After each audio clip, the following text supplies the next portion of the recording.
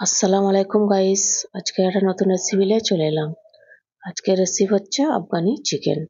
Afghani chicken খেতে restaurant বা হোটেলে যেতে হবে না, আপনারা বাড়িতেই তৈরি করে ফেলবেন। তাহলে ভিডিওটা প্রথম থেকে শেষ পর্যন্ত দেখুন। আশা করি আজকের রেসিপিটা আপনাদের ঘরে ভালো লাগবে। ভালো লাগলে আমার চ্যানেলটাকে আপনারা সাবস্ক্রাইব করবেন। তাহলে রান্নাটা স্টার্ট করি। 1 কেজি মুরগির মাংস নিয়েছি। এরকম ছোট ছোট পিস করে নিয়েছি, আপনারা বড় সাইজেরও করতে পারেন। মুরগির মাংসটাকে ভালো করে ধুয়ে নিয়েছি। 3 চামচি আদা রসুন বাটা দিয়ে দিলাম, একটা পাতিলেবুর রস দিয়ে দিলাম, টেস্ট অনুযায়ী নুন দিয়ে দিলাম। 10 মিনিট মাখিয়ে রেখে দিতে হবে। মুরগির মাংসের জন্য মশলা তৈরি করে নেব। 2টো পেঁয়াজ, পুদিনা পাতা, ধনে পাতা, কাঁচা লঙ্কা সব কটা পেস্ট করে নেব।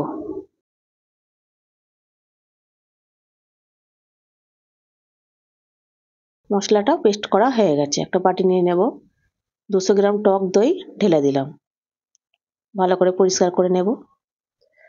1 বাটি ফ্রেশ ক্রিম নিয়ে নিলাম। মশলা পেস্ট যেটা করে রেখেছিলাম ওটা ঢেলে দিলাম, একটু মাখিয়ে নেব। কিছু শুকনো উপকরণ লাগবে। চাট মশলা, সাদা গোলমরিচ, কালো গোলমরিচ ঢেলে দিলাম। চিলি ফ্লেক্স বাড়িতে থাকলে দেবেন, না থাকলে নাও দেবেন। কসুরি মেথি এবং হাতে একটু ঘষে দিয়ে দেবেন, দিয়ে মাখিয়ে নেব। মশলাটা মাখানো হয়ে গেছে। মুরগির মাংসটা যে 10 মিনিট ম্যারিনেশন করে রেখেছিলাম, ওই মুরগির মাংসের ওপরে মশলাটা ঢেলে দিলাম, ঢেলে ভালো করে মাখিয়ে নেব।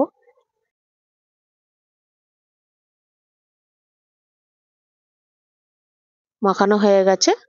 10 মিনিট ঢাকা দিয়ে রেখে দেব। 10 মিনিট হয়ে গেছে মুরগির মাংসটা ম্যারিনেশন করাটা। এবারে ঢাকনাটা খুলে নেব আর একবার হালকা করে মাখিয়ে নেব। মাংসটাকে হালকা করে রোস্ট করে নিতে হবে। অল্প করে ফ্রাই প্যানে তেল দিয়ে দিলাম, তেলটাকে চারিদিকে লাগিয়ে নিলাম। একটা একটা করে মাংসগুলো দিয়ে দেব। মশলাটাকে একটু ঝেড়ে ঝেড়ে দেবেন। সব কটা এবার দেওয়া হয়ে গেছে। এক পিঠ ভালো করে লাল করে নেব। এক পিঠ হয়ে গেছে, উল্টে দেব।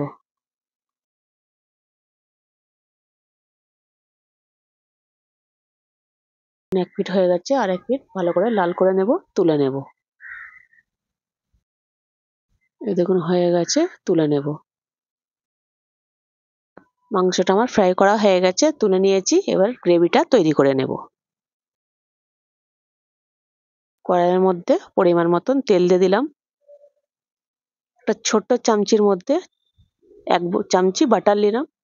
আমি একটু কিপটেপনা করে নিচ্ছি, আপনারা বেশি চাইলে বেশি দিতে পারেন। গোটা গরম মশলা দিয়ে দিলাম, দিয়ে হালকা নাড়াচাড়া করে নেব। এবার মাংসটা যেই মশলাটা ম্যারিনেশন করেছিলাম ওইটা দিয়ে দিলাম, দিয়ে মশলাটা ভাজা ভাজা করে নেব। ভালো করে কষিয়ে নেব একদম।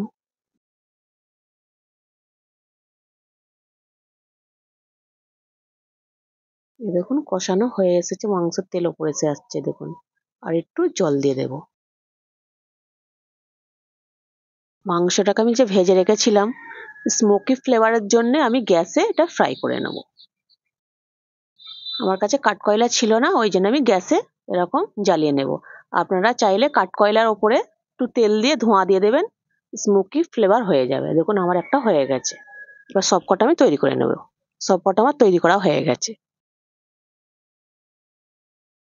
মশলাটা কষানো হয়ে গেছে, মাংসটা এবার ঢেলে দেব। ঢেলে দিয়ে আর 2-4 বার নাড়াচাড়া করে নেব। অল্প সামান্য জল দেব, জল দিয়ে 2-3 বার নাড়াচাড়া করে নেব।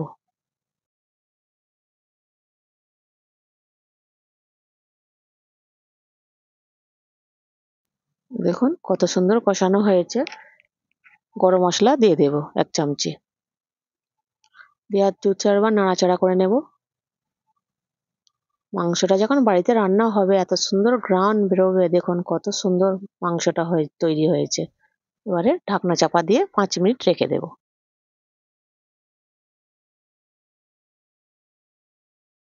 দেখুন মাংসটা এবারে তৈরি হয়ে গেছে।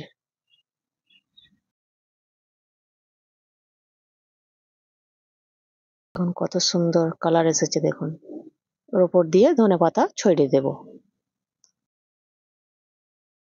তাহলে তৈরি হয়ে গেল আমার আফগানি চিকেন। দেখুন আর একটু নাড়াচাড়া করে নেব। গ্রেভিটাও কত সুন্দর স্মুথ হয়েছে, দেখুন। এবার প্লেটিং করে দেব। দেখুন গাইস, তৈরি হয়ে গেল আফগানি চিকেন। কত সহজ, সিম্পল, ইজি রেসিপি। বাড়িতে থাকা উপাদান দিয়ে তৈরি হয়ে গেল আফগানি চিকেন। আমি পরাটার সাথে সার্ভ করেছি। আপনারা জিরা রাইস বা সাদা ভাতের সাথে যেটা মন চাইবে আপনারা ওটার সাথেই সার্ভ করতে পারবেন। তাহলে ভালো লাগলে আমার চ্যানেলটাকে আপনারা সাবস্ক্রাইব করবেন, লাইক করবেন, কমেন্ট করবেন। তাহলে দেখা হচ্ছে নেক্সট ভিডিওতে।